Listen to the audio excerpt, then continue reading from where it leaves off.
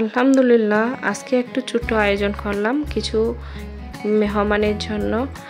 আর এই যে দেখেন কিছু গরিব দুঃখী মানুষ আছে, তাদের জন্য ছোট্ট একটা আয়োজন করলাম। এখানে আমি 7-8 কেজি মাংস নিলাম, সাথে একটু হলুদ, লবণ, মরিচ, একটু ফ্রুট কালার দিয়ে হাত দিয়ে ভালোভাবে মেখে নিচ্ছি। আর ভালোভাবে কিন্তু হাত দিয়ে মেখে নিতে হবে, আর কিছুক্ষণ ম্যারিনেট করে রেখে দিব। আর ফ্রুট কালারটা দিলে কিন্তু মাংসটা কালারটা খুবই সুন্দর আসে, আর রেস্টুরেন্টে কিন্তু অবশ্যই ফ্রুট কালারটা দিয়ে থাকি। আর কড়াইয়ে যথেষ্ট পরিমাণ তেল দিয়ে দিলাম। আর এই যে দেখেন আস্তে আস্তে করে আমি কিন্তু সবগুলো দিয়ে দিচ্ছি, আর সুন্দর করে অবশ্যই ভেজে নেব একটু ব্রাউন কালার করে। আর যেহেতু আমি বিরিয়ানি করব, বিরিয়ানির মধ্যে কিন্তু মাংসটা যেহেতু আমি এটা ব্রয়লার মুরগি নিয়েছি, বেশি কড়া করে ভেজে নেব, তাহলে কিন্তু মাংসটা ভেঙে যাবে না, আর খেতেও কিন্তু খুবই ভালো লাগবে, আর পোলাওটা কিন্তু খুবই ঝরঝরা হবে। আর দেখতেই পাচ্ছেন আস্তে আস্তে করে কিন্তু আমি ভেজে নিচ্ছি। আর আমি কিছু ভেজে নিচ্ছি আর কিছু রেখে দিলাম, পরে ভেজে নেব। আর দেখেন ব্রাউন কালার হয়ে গেল। আর যারা আমার চ্যানেলটাকে সাবস্ক্রাইব করেন নাই, প্লিজ যদি ভালো লাগে সাবস্ক্রাইব করে দিবেন। আর সুন্দর সুন্দর রেসিপি পেতে অবশ্যই যেন আপনারা পেয়ে যান ঝটপট। আর যদি ভিডিওটা অবশ্যই কোনো অংশ দেখতে ভালো লাগে, অবশ্যই আপনারা আমাকে একটা লাইক দিয়ে দিবেন। আর এই যে দেখেন আস্তে আস্তে করে কিন্তু আমি সবগুলো উঠিয়ে নিলাম। আর মাংসটা দেখতে পাচ্ছেন কালারটা কিন্তু খুবই সুন্দর এসেছে। আমার ভিডিওর প্রতিটি টিপস অবশ্যই আপনারা ফলো করবেন এবং বাসায় আপনারা ট্রাই করে দেখবেন। ট্রাস্ট মি, খুবই ভালো লাগবে। আর ভিডিওটা কিন্তু অবশ্যই আপনাদের ধৈর্য ধরে দেখতে হবে, কোনো দিক দিয়ে আপনারা কেটে দেখবেন না। যদি স্কিপ করে দেখেন তাহলে কিন্তু অনেক টিপসগুলো আপনারা হারিয়ে ফেলবেন। এই যে দেখেন বাদ বাকিগুলো ছিল, সেগুলো কিন্তু আস্তে আস্তে করে আমি দিয়ে ভেজে নিব। আর এখানে আমি অল্প অল্প করে ছোটো কড়াইয়ে আমি ভেজে নিচ্ছি। আমি এত বড় একসাথে ভাজি নেই, কারণ সবগুলো কিন্তু ভেজে নিলে কিন্তু এত সুন্দরভাবে ভাজা হয় না। আর দেখতে পাচ্ছেন হাত দিয়ে আপনাদেরকে দেখাচ্ছি কীরকম করে ভেজে নিলাম। আর এখানে মসুরির ডাল দিয়ে দিলাম, আর পোলাওয়ের চাল নিয়ে নিলাম। আর এখানে আমি মসুরির ডালটা নিয়ে নিলাম। আপনারা একটা জিনিস ফলো করবেন, যদি পোলাওয়ের চালটা দেওয়া হয় বিরিয়ানির সময়, তাহলে কিন্তু খেতে সবসময় ভালো লাগে না বা পেট ভরে খাওয়াও যায় না। আর যদি এখানে মসুরির ডালটা আপনারা ইউজ করেন, তাহলে কিন্তু আপনার যে বিরিয়ানিটা সেটা কিন্তু পেট ভরে খেয়ে নিতে পারবেন, কোনো আনিজি লাগবে না। সাথে একটু লবণ দিয়ে দিলাম তেলের সাথে, আর রসুন আর পেঁয়াজ কুচি দিয়ে দিলাম, সুন্দর করে ভেজে নিব। আর আস্তে আস্তে করে কিন্তু আমি নাড়াচাড়া দিতেই থাকবো কিছুক্ষণ নাড়াচাড়ার পরে এখানে দারচিনি, এলাচ আর তেজপাতা দিয়ে দিলাম। আর এখানে কিন্তু বাটা মশলা আপনারা দিতে যাবেন না, তাহলে কিন্তু আপনার যে বিরিয়ানির স্মেলটা কিন্তু ভালো আসে না, আর আপনার পোলাওটা কিন্তু ঝরঝরা হয় না, কীরকম হয়ে যায়।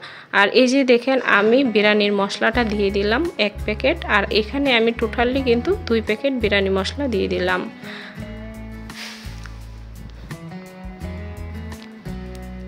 আর বার আমি সুন্দর করে আস্তে আস্তে করে নেড়ে চেড়ে দিব, যতক্ষণ পর্যন্ত আমার বিরিয়ানির যে একটা স্মেল না বের হয়, এতক্ষণ পর্যন্ত। কিছুক্ষণ পরে একটু পানি দিয়ে দিলাম, পানি দিয়ে তারপরে অল্প একটু আদা দিয়ে দিলাম। আর আদার পরিমাণটা অবশ্যই একটু বেশি দিতে চেষ্টা করবেন, তাহলে বিরিয়ানির স্মেলটা কিন্তু দ্বিগুণ বাড়িয়ে দেয়। একটু মরিচের গুঁড়ো দিয়ে দিলাম, আর ধনিয়ার গুঁড়ো দিয়ে দিচ্ছি, জিরার গুঁড়ো দিয়ে দিচ্ছি। আর জিরা পরিমাণ একটু আপনারা কম বেশ করে দিবেন ভালোভাবে। এই যে দেখেন আস্তে আস্তে করে সুন্দর করে আমি মশলাটাকে কষিয়ে নিব। আবার কিছু পানি দিয়ে সুন্দর করে আমি কিন্তু মশলাটাকে কষিয়ে নিব কিছুক্ষণের জন্য। কিছুক্ষণ পরে আবার লবণ দিয়ে দিলাম পরিমাণ মতো। মাংসটাকে রান্না করার জন্য যতটুকু আমার লবণ লাগে ততটুকুই আমি দিয়ে দিলাম। তারপরে অবশ্যই ট্রাই করে আবার দেওয়া যাবে। আরও কিছুক্ষণের জন্য কষাবো, আবার অল্প পানি দিয়ে দিলাম। আর আমি এটা কিন্তু ঝোলটাকে কিছুক্ষণ রান্না করে নিব। এটা আমি ঝোল দিয়ে দিলাম, আর ঝোলটা কিন্তু অবশ্যই মাংসে রান্না করে নিতে হবে কিছুক্ষণ। ঢাকনা দিয়ে দেখে নিলাম, আর কিছুক্ষণ পরে দেখেন মাংসের যে ঝোলটা অনেক সুন্দর একটা কালার চলে আসছে। আর এই যে দেখেন আমি এখন দিয়ে দিচ্ছি কিছুক্ষণ পরে। আর কিছুক্ষণ পরে আমি যখন মাংসটা দিব একটু 5 মিনিট অবশ্যই ঝোলটার সাথে আমি রান্না করে নেব। বেশিক্ষণ রান্না করব না, তাহলে কিন্তু আপনার যে শক্ত শক্ত টাইপের মাংসটা থাকবে না ঝরঝরা, তখন কিন্তু নরম নরম হয়ে যাবে, তখন কিন্তু বিরিয়ানি খেতে কিন্তু খুব ভালো লাগে না। আর এর জন্য কিন্তু আমি 5 মিনিট অবশ্যই রান্না করে নিলাম। এই যে দেখেন 5 মিনিট পরে কিন্তু আমি সরিয়ে নিচ্ছি আর আবার একটু সুন্দর করে নেড়ে ছেড়ে দিচ্ছি। নেড়ে ছেড়ে দিয়ে কিছুক্ষণ আবার 1-2 মিনিট রান্না করে সুন্দর করে আমি চুলা থেকে নামিয়ে নেব।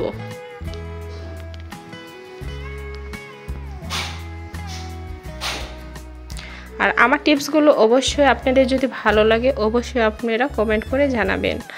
আর কিছু তেল দিয়ে দিলাম, তেলের পরে এখন আমি কিছু চাল, তারপরে হচ্ছে এই যে মসুরির ডাল, এটাকে একসাথে সুন্দর করে ভেজে নিচ্ছি। আর আমি সবগুলো কিন্তু বিরিয়ানি একসাথে রানবো না, মাংসটাকে অর্ধেক দিব আর পোলাওয়ের চালটা কিন্তু এখানে অর্ধেক দিয়ে দিলাম আর অর্ধেক পরে রান্না করব। সবটা একসাথে রান্না করতে পারতেছি না, কারণ বড় ডেক্সিতে এইভাবে চুলায় রান্না করা যায় না। আর যতটুকু চাল দিয়েছি তার 2 ডাবল পানি দিয়ে দিলাম। আপনারা যদি আপনাদের 1 কেজি চাল হয় তাহলে 2 কেজি পানি দিতে হবে। এই মেজারমেন্ট অনুযায়ী কিন্তু ফলো করে রান্না করবেন, তাহলে পোলাওটা ঝরঝরা হবে। যখন দেখবেন একটু ঢাকনা দিয়ে ঢেকে রাখবেন, আর যখন দেখবেন বলক চলে আসছে তখন আপনারা মাংসটা দিয়ে দিবেন। আর এখানে আমি দেখেন অর্ধেক মাংস দিয়ে দিব আর অর্ধেক মাংস পরে আবার রান্না করব।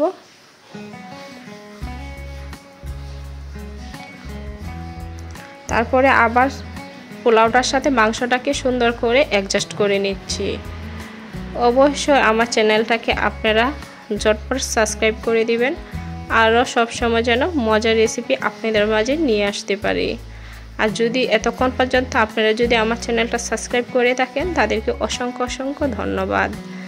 আর এই যে দেখেন আবার একটু পানি দিয়ে দিলাম, হয়তো আমার একটু কম হয়েছিল, সেই জন্য আবার একটু মেজারমেন্ট অনুযায়ী পানি দিয়ে দিলাম। আর কিছু কাঁচামরিচ দিয়ে দিলাম, দিয়ে সুন্দর করে ঢাকনা দিয়ে কিছুক্ষণ ঢেকে রাখার পরে এই যে দেখেন আমার পোলাওটা একটু চেপে দেখলাম ফুটে গেছে। এখন এই যে আমি বড় একটা বোলের মধ্যে ঢেলে নিলাম। আর এই যে দেখেন সুন্দর করে আমি সবগুলো রেডি প্যাকেট করে নিলাম। আর এই যে ব্যাগে সবগুলো